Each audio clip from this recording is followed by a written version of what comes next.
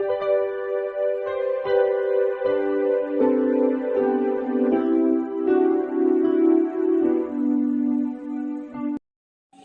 Students, প্রথমেই UK educational টিপসের পক্ষ থেকে তোমাদের সকলকে স্বাগত জানাই। বাঁকুড়া ইউনিভার্সিটির 6th সেমিস্টারের রাষ্ট্রবিজ্ঞান মাইনর স্টুডেন্টদের জন্য ইন্ডিয়ান অ্যাডমিনিস্ট্রেশন থেকে বেশ কয়েকটি ভেরি ইম্পর্টেন্ট কোশ্চেন্স আজকের ভিডিওতে তুলে ধরা হয়েছে। এই প্রশ্নগুলো তোমাদের পরীক্ষার জন্য বিশেষভাবে গুরুত্বপূর্ণ, অতএব তোমরা ভালো করে এগুলো তৈরি করে নিও। প্রথমে দেখো unit 1 evolution of Indian administration. এখান থেকে 5 নম্বর মানের প্রশ্ন। এর তোমাদের প্রথমেই বলি, তোমাদের সিলেবাসটা বহুত বড়, অতএব এখান থেকে অনেক কাটছাট করে প্রশ্ন নিয়ে আসা হয়েছে। এগুলো যে কটা দিয়েছি সেগুলো প্রত্যেকটা ইম্পর্টেন্ট। প্রথম প্রশ্ন হচ্ছে, সংক্ষিপ্ত টিকা লেখো। কৌটিল্যের সপ্তাঙ্গ তত্ত্বের মিত্র ও কোষের গুরুত্ব। এটা 5 নম্বর মানে হিসেব করবে। কৌটিল্যের অর্থশাস্ত্র অনুযায়ী একটি কল্যাণকামী রাষ্ট্রের ধারণা সংক্ষেপে ব্যাখ্যা করো। যেগুলো 3টে স্টার দিয়ে আছে সেগুলো আগে করবে, আমি বলে রাখছি, খুব ভালো করে এগুলো তৈরি করে রাখো, এখান থেকে কমন পেয়ে যাবে। তারপর 3 নম্বর হচ্ছে, গুপ্তযুগীয় গ্রামীণ বা স্থানীয় স্বায়ত্তশাসন ব্যবস্থার প্রধান বৈশিষ্ট্যগুলি কী ছিল। ভেরি ইম্পর্টেন্ট প্রশ্ন। 4 নম্বরটা আরও ইম্পর্টেন্ট প্রশ্ন, মনসবদারি প্রথায় জাত এবং সাওয়ারের মধ্যে পার্থক্য নিরূপণ করো। ভেরি ইম্পর্টেন্ট প্রশ্ন।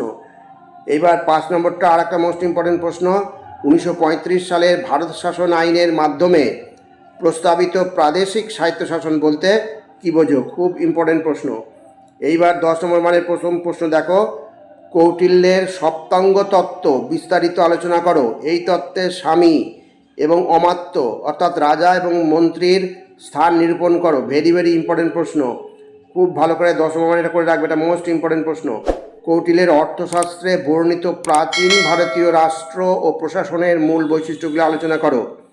আগে 1 নম্বরটা করবে, তারপর 2 নম্বরটা করবে। এইবার দেখো, মোগল সম্রাট আকবর প্রবর্তিত মনসবদারি প্রথার মূল বৈশিষ্ট্য এবং এর গুণ ও দোষগুলি আলোচনা করো, অর্থাৎ সুবিধা অসুবিধাগুলো। ভেরি ইম্পর্টেন্ট প্রশ্ন। এটা প্রথমেই এগুলো করবে 3 নম্বরগুলো। এটাও একটা মোস্ট ইম্পর্টেন্ট প্রশ্ন। 1 নম্বরটা মোস্ট ইম্পর্টেন্ট প্রশ্ন। মোগল আমলের রাজস্ব ব্যবস্থা অর্থাৎ রেভিনিউ সিস্টেম বিশ্বতত্ত্ব টোডরমলের জাপ্তি ব্যবস্থা বা দহশালা বন্দোবস্তের একটি পুঙ্খানুপুঙ্খ বিবরণ দাও। এবার নেক্সট হচ্ছে, 1935 সালে ভারত শাসন আইনের তাৎপর্য ও মূল বৈশিষ্ট্যগুলি বিশদভাবে আলোচনা করো। ভেরি ইম্পর্টেন্ট প্রশ্ন। 5এরটা আর একটা মোস্ট ইম্পর্টেন্ট প্রশ্ন, খুব ভালো করে করবে। 6টা হচ্ছে, ব্রিটিশ উপনিবেশিক প্রশাসনের প্রধান বৈশিষ্ট্যগুলি আলোচনা করো। এই প্রশাসন কিভাবে ভারতীয় আমলাতন্ত্রের ভিত গড়ে তুলেছিল। 5টা করবে। ওইগুলো হয়ে গেলে তারপর 2 নম্বর দ্বিতীয় স্টারগুলো করবে। এবার unit 2 union government and administration. তোমাদের সিলেবাস বহুত বড়। এবার 5 নম্বর দেখো, সংক্ষিপ্ত টিকা লেখো। ভারতের রাষ্ট্রপতির ভেটো ক্ষমতা। ভেরি ইম্পর্টেন্ট প্রশ্ন। তারপরে 2 নম্বর দেখো, এগুলো সব 5 নম্বর মানের। ভারতের রাষ্ট্রপতির স্বেচ্ছাধীন ক্ষমতা বলতে কী বোঝো। ভেরি ইম্পর্টেন্ট প্রশ্ন। রাষ্ট্রপতির ইমপিচমেন্ট বা পদচ্যুতি পদ্ধতিটি সংক্ষেপে ব্যাখ্যা করো।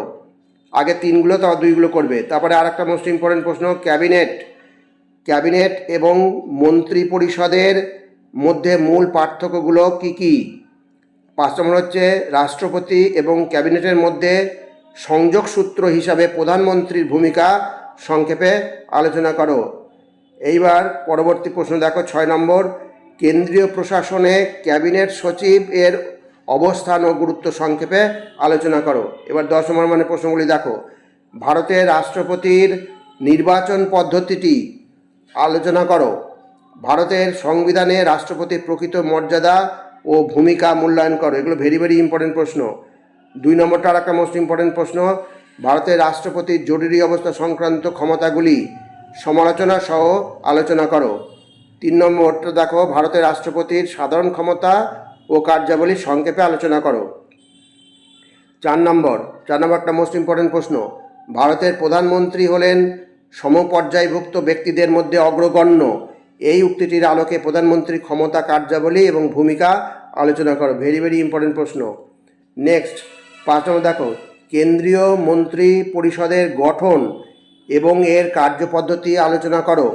লোকসভার প্রতি মন্ত্রী পরিষদের যৌথ দায়িত্বশীলতার নীতিটি ব্যাখ্যা করো। এগুলো সব ভেরি ভেরি ইম্পর্টেন্ট প্রশ্ন।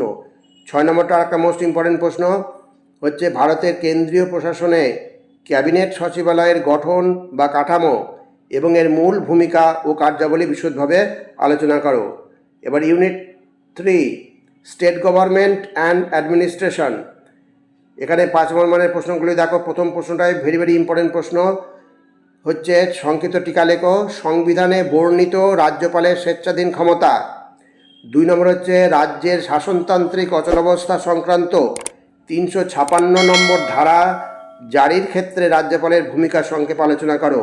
এগুলো সব মোস্ট ইম্পর্টেন্ট প্রশ্ন।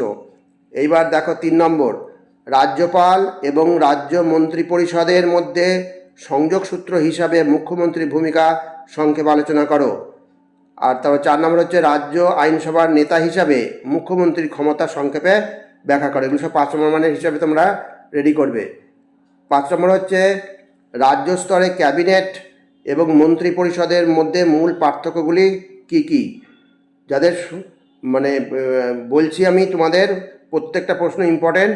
আগে 3 নম্বরগুলো করবে, তার 2 নম্বরগুলো করবে। 3 নম্বরগুলো বেশি ইম্পর্টেন্ট। রাজ্য প্রশাসনে মুখ্য সচিবের অবস্থান, ক্ষমতা ও ভূমিকা সংক্ষেপে আলোচনা করো। 7 নম্বর হচ্ছে রাজ্য সচিবালয় এবং ডিরেক্টরেটের মধ্যে মূল প্রশাসনিক পার্থক্যগুলি সংক্ষেপে লেখো। 10 নম্বর মানে প্রশ্নগুলি দেখো। এখানে প্রথম প্রশ্নটাই ভেরি ভেরি ইম্পর্টেন্ট প্রশ্ন। ভারতের অঙ্গরাজ্যের রাজনীতিতে রাজ্যপালের স্বেচ্ছাধীন ক্ষমতা আলোচনা করো। এটা করা থাকলে পারে তোমার ওই 5 নম্বরটাও হয়ে যাবে, অর্থাৎ কোনো অসুবিধা হবে না, অনেকগুলো প্রশ্ন কমে যাবে। রাজ্যপাল পদের যৌক্তিকতা বা প্রাসঙ্গিকতা মূল্যায়ন করো। 2 নম্বর রাজ্যপাল হলেন একদিকে রাজ্যের প্রধান এবং অন্যদিকে কেন্দ্রের প্রতিনিধি। এই দ্বৈত ভূমিকার আলোকে রাজ্যপালের পদের বিতর্কিত অবস্থানটি ব্যাখ্যা করো। নেক্সট হচ্ছে রাজ্যের প্রশাসনিক প্রধান হিসাবে রাজ্যপালের ক্ষমতা ও কার্যাবলী আলোচনা করো। এগুলো করা থাকলে তোমার 5 নম্বরও হয়ে যাবে একসঙ্গে। এইবার হচ্ছে অঙ্গরাজ্যের শাসন ব্যবস্থায় মুখ্যমন্ত্রীর ক্ষমতা, কার্যাবলী ও প্রকৃত অবস্থান আলোচনা করো। ভেরি ভেরি ইম্পর্টেন্ট প্রশ্ন। তারপরে রাজ্য মন্ত্রী পরিষদের গঠন, কার্যাবলী, ভূমিকা আলোচনা করো। 3 নম্বর স্টারগুলো বেশি আগে করবে, তারপর 2 নম্বরগুলো করবে। রাজ্য সচিবালয়ের সাংগঠনিক কাঠামো এবং এর মূল কার্যাবলী বিশদভাবে আলোচনা করো। অঙ্গরাজ্যের প্রশাসনে এর গুরুত্ব নিরূপণ করো। এইবার তোমাদের লাস্ট ইউনিট হচ্ছে লোকাল সেলফ গভর্নমেন্ট। এখানে হচ্ছে 5 নম্বর মানের প্রথম প্রশ্নটা দেখো। প্রথম প্রশ্ন হচ্ছে সংক্ষিপ্ত টিকা লেখো। কলকাতা পৌর সংস্থার মেয়র ইন কাউন্সিল। 2 নম্বর হচ্ছে পৌর আয়ের উৎসগুলি সংক্ষেপে আলোচনা করো। সংক্ষিপ্ত টিকা লেখো ওয়ার্ড কমিটি ও তার ভূমিকা। 4 নম্বর হচ্ছে গ্রাম পঞ্চায়েতের গঠন এবং এর বাধ্যতামূলক ও ইচ্ছামূলক কার্যাবলী সংক্ষেপে লেখো। এগুলো প্রত্যেকটাই ভালো প্রশ্ন। এইবার 5 নম্বর আর 6 নম্বরটা মোস্ট ইম্পর্টেন্ট প্রশ্ন। গ্রামসভা ও গ্রাম সংসদের মধ্যে পার্থক্য এবং এর গুরুত্ব। 6 নম্বর হচ্ছে 73তম ও 74তম সংবিধান সংশোধনীতে মহিলাদের জন্য আসন সংরক্ষণের প্রভাব সংক্ষেপে আলোচনা করো। ভেরি ভেরি ইম্পর্টেন্ট প্রশ্ন। পঞ্চায়েত আয়ের উৎসগুলি সংক্ষেপে আলোচনা করো। এগুলো তো মোটামুটি পড়লে তুমি লিখে আসতে পারবে। এবার হচ্ছে 10 নম্বর মানের প্রথম প্রশ্নটাই ভেরি ভেরি ইম্পর্টেন্ট প্রশ্ন। 1992 সালের 74তম সংবিধান সংশোধনী আইনের মূল বৈশিষ্ট্য ও তাৎপর্য বিস্তারিত আলোচনা করো। ভেরি ভেরি ইম্পর্টেন্ট প্রশ্ন। তারপর হচ্ছে কলকাতা পৌর সংস্থার অর্থাৎ কলকাতা মিউনিসিপ্যাল কর্পোরেশন অর্থাৎ কেএমসির গঠন, ক্ষমতা এবং কার্যাবলী আলোচনা করো। মেয়র ইন কাউন্সিল ব্যবস্থার গুরুত্ব ব্যাখ্যা করো। 1 নম্বর 2 নম্বর ভেরি ভেরি ইম্পর্টেন্ট প্রশ্ন। 3 নম্বর হচ্ছে পশ্চিমবঙ্গে পৌরসভাগুলির শ্রেণীবিভাগ, সাংগঠনিক গঠন এবং কার্যাবলী বিস্তারিত আলোচনা করো। এবার তোমার 4 নম্বর দেখো। 4 নম্বর একটা মোস্ট ইম্পর্টেন্ট প্রশ্ন। 1992 সালের 73তম সংবিধান সংশোধনী আইনের প্রধান বৈশিষ্ট্যগুলি আলোচনা করো।